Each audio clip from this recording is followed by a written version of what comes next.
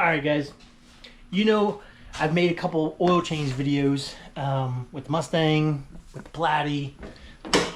Well, you know that I'm not any type of way specific for an engine oil brand. It depends on what oil you're getting and how it's going to function and what the purpose is and things like that. Like because if you get an engine oil, all engine oils have to adhere to some kind of standard, right? And at that point, the standard is good enough as long as you are changing it often enough.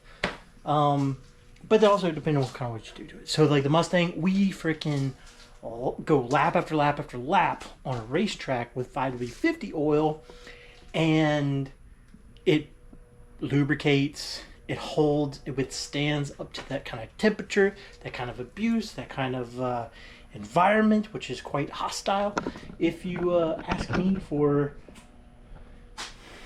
an engine oil. So that's where we kind of get into the oil change for the F-150, because the last oil change I had some opinions, some comments. Recently I just did another oil change on the Mustang for the track day. Seems like there wasn't too much protest to what I did there, but perhaps it's young. We'll have to check back. Anyways, so with the F-150, by the way, check out that HSF cap. Freaking fits like OEM. Looks way better than that blue thing. Anyways, we need to empty the catch can and do an oil change on the F-150. If it's good enough for the race car, it's got to be good enough for my daily, right? So we're going to use the same engine oil that we take the Mustang racing with. Schaefer's 5W50 and a good old Wix oil filter. It's not the XP, you know, because it's just a daily, right? Just like the 5W50, it's a Coyote motor, but it's just the daily. What's the worst that could happen? We're going to document and find out. I don't think anything's going to happen. Oil cap.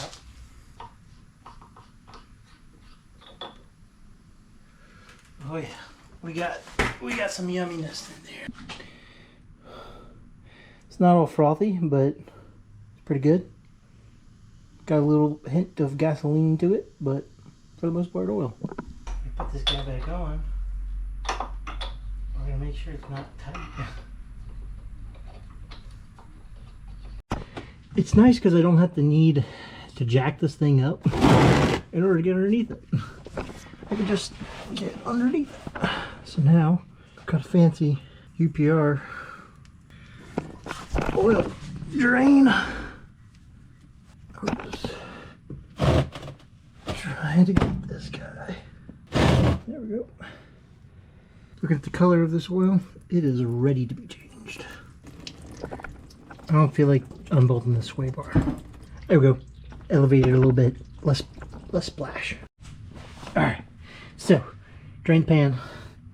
Time to get the filter off. Remember when you take off these oil filters on these F-150s, it'll drain through this little trap door right here.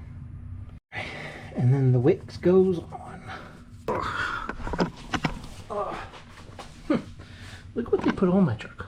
A Pronto filter? Interesting.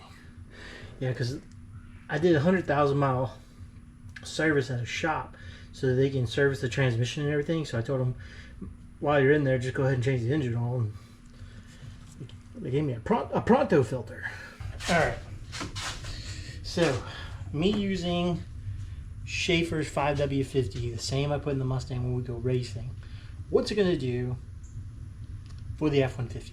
Well, I have a couple predictions. First of which, it's just going to lubricate the engine. It's going to be fine. Okay. I am curious if on my gauge cluster where it says oil pressure, I want to know if that's going to move. That would be an interesting thing. We can report that in this video. Ooey gooey thick stuff. Super duper thick stuff. Schaefer's Racing Oil Supreme 9000 Full Synthetic 5W50 for high performance gasoline race engines. Extra zinc to protect flat tappet cam engines. Superior film, excellent resistance, race proven. Friction modifier with Micron Moly and Pentro. I'm sure my 100,000 mile F-150 is going to appreciate me using racing oil. This stuff's kind of green, by the way. It's a Gen 3 Coyote, so it takes 8.8 quarts, technically. So we're gonna give it the full 9. Something else I'm willing to bet happens as a result of using 5W50 is I bet your fuel economy goes down a little bit, just a smidge, but definitely down a measurable amount. Another thing I'm curious of is whenever you cold start this truck, and I think this is kind of inherent of all Gen 3 Mustang or Mustangs F-150s, is when you cold start it and you are going through like a parking lot and you give it a little gas just to get rolling and then you let off the throttle, you hear the cam phasers go. I wonder if this will silence that, make it better, quieter operation. I don't know. We'll have to see. So we got good engine oil, good filter. It's not Royal Purple. It's not Mobil 1. It's not the Motorcraft. It's Schaefer's. This is not a paid partnership or promotion, by the way. I paid for this with all my hard-earned dollars and questioned if Amazon was going to deliver this in one delivery again. All right, put on our little oil cap. All right, let's go ahead and give the bad boy a start since we're all race engine like. What we got?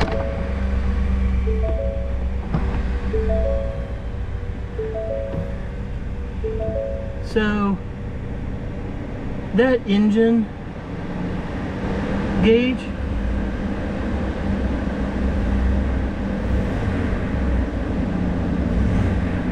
it's a little higher. It's a smidge past the middle mark. So the gauge on the gauge cluster is somewhat accurate, okay? I don't know if it's going to be all the way accurate, but it is somewhat accurate, being that it is reporting a little bit more oil pressure with the thicker oil. And look at that, 104,000, almost 800 miles. So yes, we're making sure we're getting our maintenance on time every 5,000 miles at least. Unlike this Gen 2 Mustang motor, or sorry, Gen 2 F-150 motor that we're building for the Mustang, it did not have such a lucky fate.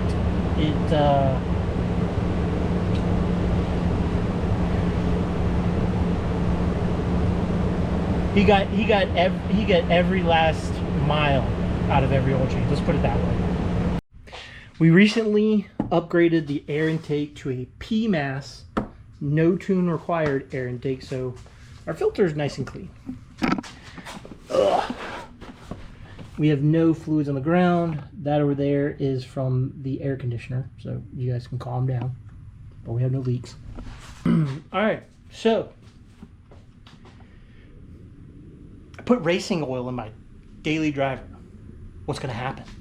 Are we going to get less gas mileage? Is the motor going to blow up from the added zinc additives that go into the engine oil that I put into my motor? Is it going to do good? Is it going to be bad? Is it going to make my truck faster? Probably not. Okay? Probably not. It's probably going to be fine. It's probably going to lubricate just A-okay. And when we go to change it in the next 5,000 miles, we'll try another engine oil. Why don't you guys put down below in the comments what engine oil we should try next. Hit the like button, and if it's your first time here, and if you want to, stay on on, what happens to the F-150 after using 5W50 racing oil, why don't you go ahead and think of subscribing? And that way you can find out when, next oil change or sooner.